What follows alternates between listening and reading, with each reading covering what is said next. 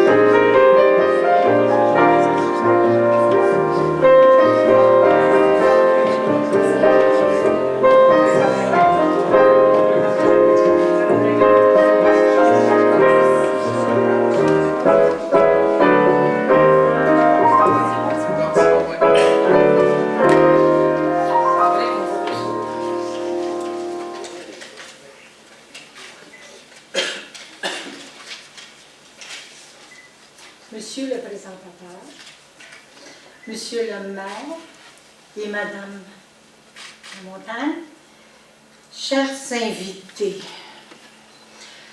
je fais comme le monsieur, là, moi aussi, là, la pression monte. Je vais essayer de terminer.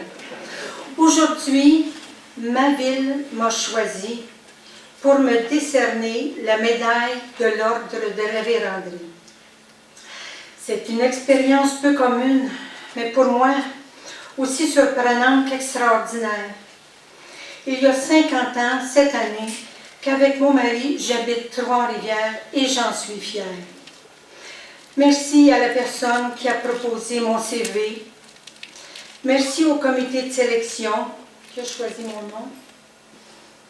Merci au maire de Trois-Rivières, M. Yves Lévesque, qui a accepté la proposition. Merci à Madame l'adjointe du cabinet du maire, Madame Denise Bellemare, qui, en me rassurant, a facilité mes émotions.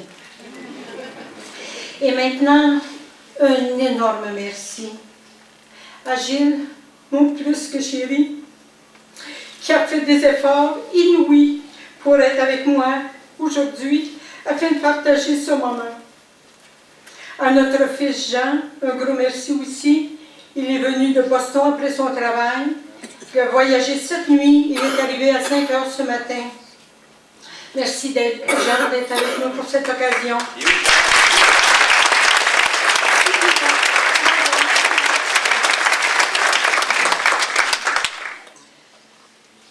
Merci aussi à nos petits-enfants qui nous font honneur, Charlie et François, accompagnés de leur maman Julie. Dans mon cœur, il y a une pensée toute particulière pour leur papa Luc, qui est retenu à son travail, comme notre grande fille Chantal et son conjoint du Nouveau-Brunswick, ainsi que la conjointe de Jean, tous retenus par leur travail. Un merci tout à fait spécial maintenant à mes précieux amis qui se sont déplacés aujourd'hui et que j'ai rencontrés sur le parcours du bénévolat et dans ma vie de tous les jours. Merci d'avoir accepté généreusement d'être avec moi pour cet événement. Parmi ces personnes, il y a des gens du milieu scolaire et des nombreux organismes dont j'ai fait partie, avec tellement de bonheur. Il y en a beaucoup d'autres aussi auxquels je pense en ce moment, avec beaucoup d'affection et de reconnaissance. Il fallait se limiter, hein? Bon. Pour terminer, je vais offrir mes félicitations aux deux autres lauréats qui, comme moi, se sont aussi impliqués sans attendre d'autres récompenses que bravo à vous deux. D'une Drummondvilloise devenue maintenant, depuis 1965, très Trois-Rivières.